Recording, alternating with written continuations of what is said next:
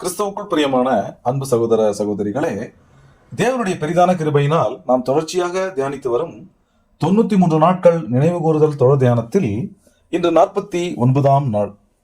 இன்றைய நம் தியானத்தின் தலைப்பு நியாய விசாரணையில் குழப்பம், மத அமைப்புகளில் நீதியின் தோல்வி. அன்பான சகோதர சகோதரிகளே, யூத ஆலோசனை சங்கத்தில் நமது ஆண்டவர் இயேசு கிறிஸ்துவுக்கு எதிராக நடந்த விசாரணை சட்டத்தின் பெயரால் நடந்த ஒரு நீதியற்ற நகைச்சுவை நாடகமாகும். நீதி வழங்கப்பட வேண்டிய இடத்தில் அநீதி நிறைந்திருந்தது. அங்கே பொய் சாட்சிகள் ஒருவருக்கொருவர் முரண்பட்டனர். இயேசுவுக்கு தற்காப்பு வாதம் செய்ய அனுமதி மறுக்கப்பட்டது. தலைமை ஆசாரியரே வாதியாகவும் நீதிபதியாகவும் மாறி தீர்ப்பளித்தார். காவலர்கள் கர்த்தரின் கண்களை கட்டி அவர் முகத்தில் துப்பி அவரை பரியாசம் செய்து அடித்தனர். சத்தியத்துக்கு எதிராக மதம் எப்படி மாய்மாலம் செய்தது என்பதை காண்போம். நமது அன்பின் ஆண்டவர் இயேசுவை விசாரித்த அந்த யூத மத தலைவர்கள் தாங்கள் போற்றி பாதுகாப்பதாக சொல்லிக்கொண்டே மோசேயின் நியாய பிரமாணத்தினுடைய ஒவ்வொரு விதியையும் அவர்களே மீறினார்கள். யூத சட்ட விதிகளின்படி இரவு நேரங்களில் விசாரணை நடத்த தடை இருந்தது. ஆனால் அவர்கள் அதை செய்தனர். உபாகமம் 19ஆம் அதிகாரம் 15ஆம் வசனத்தின்படி ஒரு குற்றத்தை உறுதிப்படுத்த குறைந்தபட்சம் 2 சாட்சிகளின் ஒருமித்த கருத்து தேவை. ஆனால் அங்கே சாட்சிகள் முரண்பட்டனர். மரண தண்டனை தீர்ப்பாக இருந்தால் விசாரணை முடிந்த அடுத்த நாள் தான் அதை அறிவிக்க வேண்டும். ஆனால் அவர்கள் அதை உடனடியாக தீர்ப்பளித்தனர். ஒருவர் தன் வாயின் வார்த்தையை கொண்டு அவரையே குற்றவாளியாக்கிக் கொள்ள சட்டம் அனுமதிப்பதில்லை. ஆனால் அங்கே அதுவும் நடந்தது. இவ்வாறு மத தலைவர்கள் தங்கள் சுய கொலை வெறியை நிறைவேற்ற தேவ பிரமாணங்களை தனக்கு சாதகமாக பயன்படுத்தி நியாயத்தை திரித்து சத்தியத்தை அளித்தனர். தலைமை ஆசாரியர் காய்பா மத்தேயு 26ஆம் அதிகாரம் 63ஆம் வசனத்தில் கூறப்பட்டுள்ளபடி ஜீவனுள்ள தேவன் பேரில் உன்னை ஆணையிட்டு கேட்கிறேன் என்று தந்திரமாக கூறி இயேசுவிடமிருந்து உண்மை பதிலை பெற்றார். இயேசு உண்மையை சொன்னவுடன் காய்பா தனது வஸ்திரங்களை கிழித்துக் கொண்டு நாடகம் ஆடினார். அங்கே குற்றம் சாட்டுபவரே நீதிபதியாகவும் மாறினார். முறையான சாட்சிகள் இல்லாத நிலையிலும் இவன் தேவதூஷணம் சொன்னான் என்று தானாகவே தீர்ப்பளித்தார்.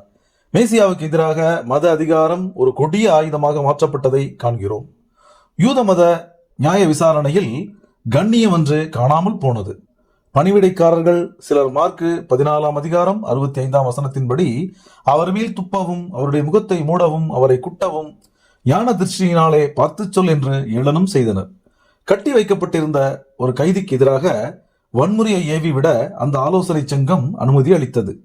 சத்தியமானவரின் மேல் இருந்த கொலை வெறியால் மத தலைவர்கள் முகமுடியை கிழித்து தங்கள் உண்மையான முகத்தை வெளிப்படுத்தி தங்கள் மதத்தின் மரியாதையை மறைத்து மிருகத்தனத்தை வெளிப்படுத்தினர். அன்று அந்த யூத ஆலோசனை சங்க தலைவர்களிடையே இருந்த அதே ஆவி இன்றும் மத உலகில் தொடர்கிறது.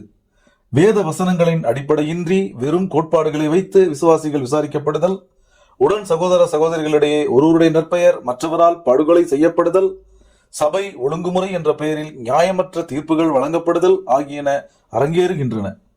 இன்றைய நினைவு கூறுதல் நாள் தியானம் நமக்கு தரும் பாடம் என்னவென்றால், உலக ஆவி நமக்குள் இருந்தால் உண்மை அர்ப்பணிப்பில் உள்ளவர்களை வெறுப்போம் என்பதையும் அப்படிப்பட்ட மாய்மாலத்தை ஒரு நாள் தேவன் வெளிப்படுத்துவார் என்பதையும் உணர்ந்து மனம் மாற முயற்சி செய்வோம். அன்று யூத மத தலைவர்களின் மாய்மாலம் இயேசுவை சிலுவைக்கு வழிநடத்தியது. ஆனால் இதில் மிகப்பெரிய ஆச்சரியம் என்னவென்றால், நம் பிதாவாகிய தேவன் அந்த மிகப்பெரிய அநீதியின் மூலமே மிகப்பெரிய நீதியை, அதாவது ரட்சிப்பை உலகிற்கு வழங்கினார். நாம் அப்பத்திலும் பாத்திரத்திலும் பங்கெடுக்கும் போது மதமும் அரசியலும் இணைந்து எதிர்த்தாலும் மன்னவரின் ராஜ்யம் வந்தே தீரும் என்பதை உறக்கச் சொல்லி அயராது உழைப்போம். நாம் கேட்ட இந்த சத்தியத்தை நம்முடைய இருதய பலகையில் எழுதி கொள்வோமாக. தேவ கிருபையும் இரக்கமும் தொடர்ந்து ஒவ்வொரு நாளும் நம்மை வழிநடத்துவதாக. அன்பு சகோதர சகோதரிகளே, நமது 93 நாட்கள் தொடர் தியானத்தில் நாளைய நமது தியானத்தின் தலைப்பு பிலாத்துவுக்கு முன்பாக கர்த்தர் இயேசு, அரசியல் அதிகாரமும் மனசாட்சியும். இதற்கான ஆழமான சத்திய விளக்கத்தோடு நாளை நாம் சந்திப்போம். கிறிஸ்துவுக்குள் பிரியமான சகோதர சகோதரிகளே, இதுபோன்ற அநேகம் ஆழமான சத்தியங்களை முழுமையாக பார்க்க நமது சத்திய கருவூலம் யூடியூப் சேனலை சப்ஸ்கிரைப் செய்து பயன்பெறுங்கள்.